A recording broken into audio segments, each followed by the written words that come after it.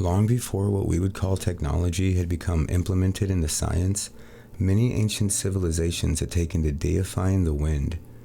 Being able to not only see it, interacting with objects in the world around them, but also being able to physically feel it on themselves without being able to see any apparent force behind it. Their understanding of it was a very metaphysical one.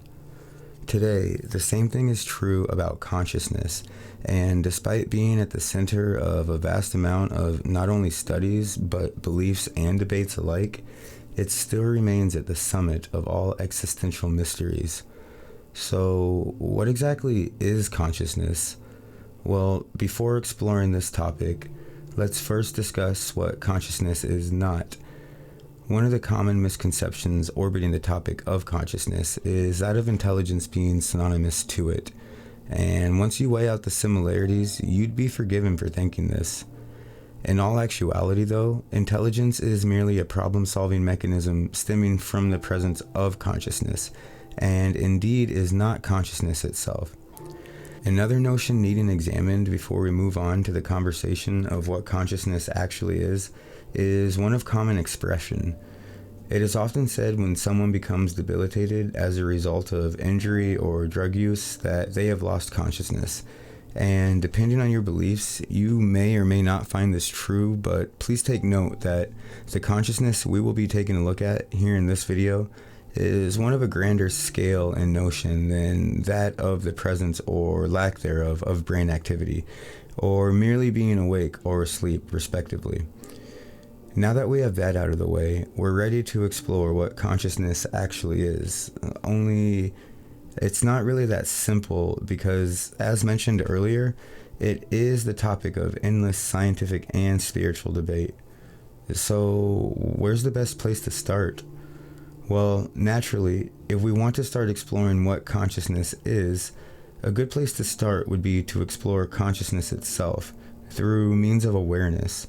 Specifically, self-awareness in this case, because as we look within, so too must we look without. And gaining insight of that notion is where sentience comes into play.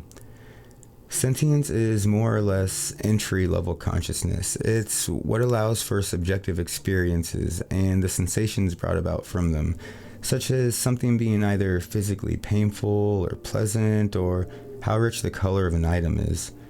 Now, the relevancy of all this in regards to the phrase, as within, so without, is that the reality we experience directly results from the way we consciously and subconsciously perceive the world through means of being sentient. Those perceptions are happening inside of or within ourselves, and in turn, those perceptions become projections outside of or without ourselves. And this is where we circle back to awareness and awareness of self, as mentioned a few moments ago. As you hear me speak, allow yourself to become fully aware that you do indeed hear me in response to yourself listening to me.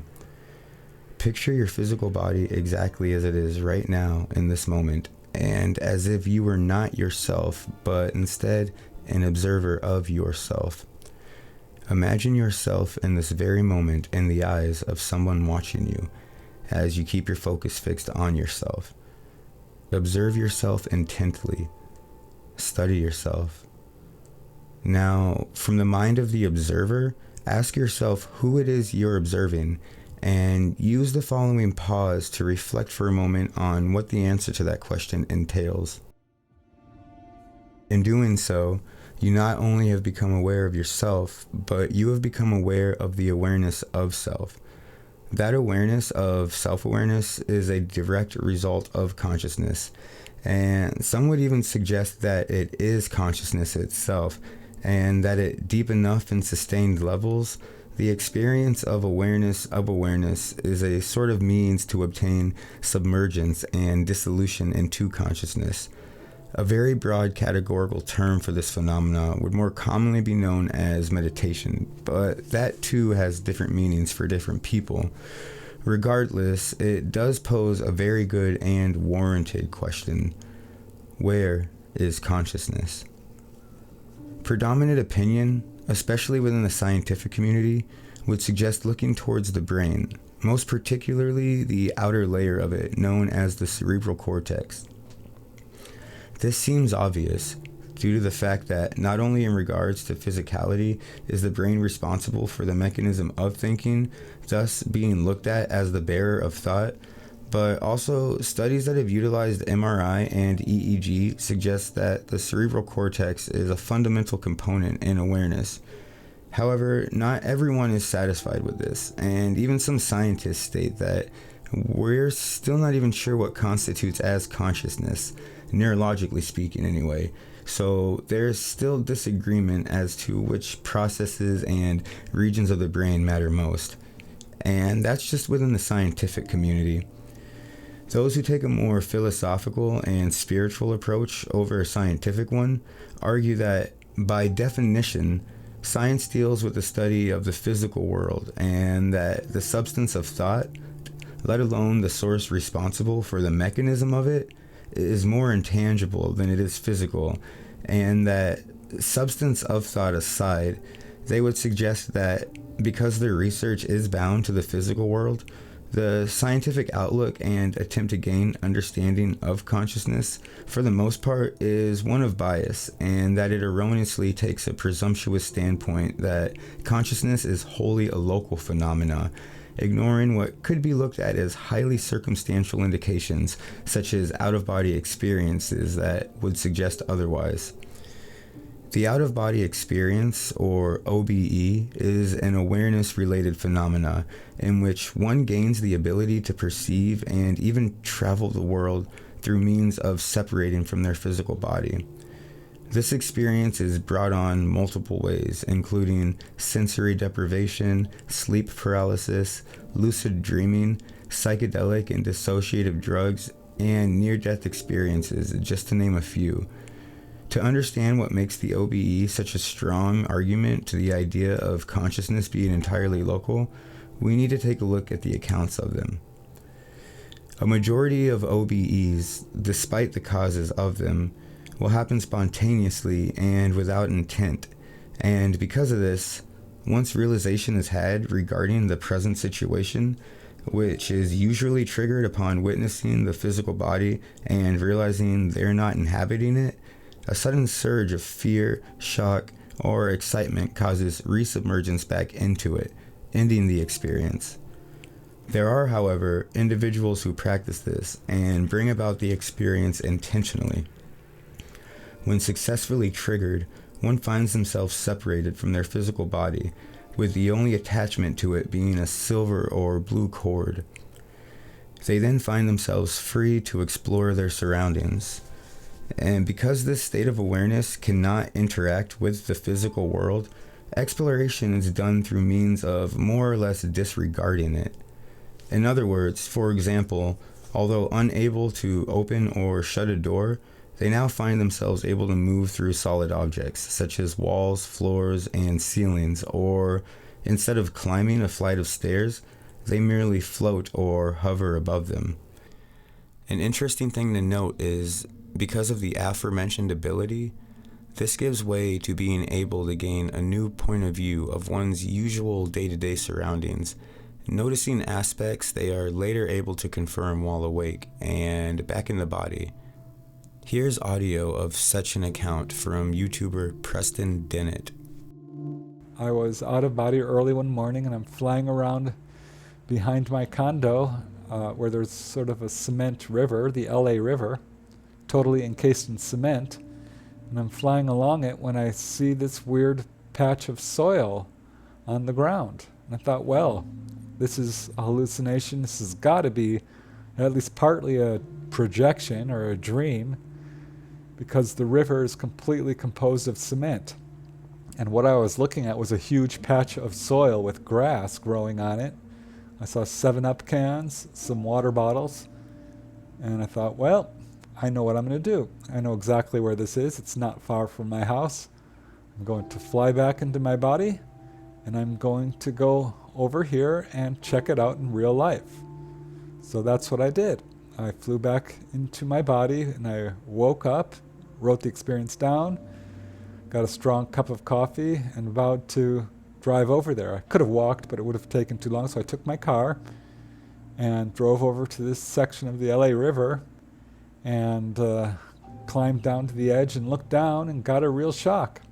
There it was, exactly as I had seen it in the out-of-body state. And I can tell you, that's a peculiar feeling, seeing something that you've first seen out of body in a location that you haven't seen before, and then looking at it physically. This is so important because it suggests that awareness may not be entirely an individual process, and instead might be a singular permeation that we're integrated within, and also that the levels of awareness we experience and utilize throughout our day-to-day lives is infinitesimal in comparison to the actual source of it. Of course, skepticism must be addressed, as there are those who would scoff at the idea of these experiences being anything more than a dreamlike or hallucinatory state. But the vast majority of those who have actually been subjected to these experiences will tell you that there's more to it than that, and that's no matter what side of the coin they come from. And why shouldn't they be believed? After all, even after the most vivid dreams and the most realistic ones, once we're awake, most of us can consciously and mindfully assess that the experience we just had was indeed just a dream, and that we're now awake from it. In short, it's safe to say that most people know when they've had a dream. And in addition to that, a majority of individuals who are prone to hallucinations for various reasons will attest that once out of whatever stupor that caused the hallucination to begin with, they can usually assess reality and distinguish it from the hallucination. With the out-of-body experience, though, this is not the case. The vast majority of those who have had these experiences will testify with conviction that not only was their experience not a dream or a hallucination, but that the experience was indeed more real than the reality they experience daily. More real than real. And not only will they allude to this momentarily after the experience, but they'll often continue to do so for the rest of their lives, making it a sort of focal point of their existence. More real than real. Just for a moment, allow yourself to consider just what that phrase means and what it's implicative of. Definitively speaking, consciousness is the foundation that paves way to the ability to experience subjective reality. Unfortunately, though, these are just words, and words that seem to be without worth, because despite the thousands we've used to define consciousness, we still haven't really received a clear picture of it.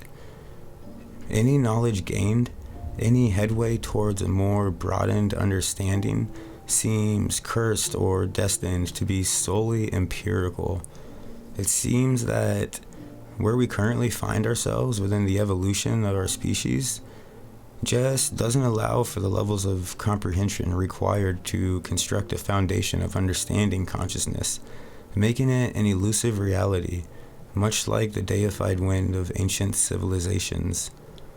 In short, speaking in terms of what can be observed, consciousness might just be the wind of the cosmos, a breeze that rustles sentience, a gust that stirs our current level of awareness, a cyclone causing flight outside of what we view to be ourselves.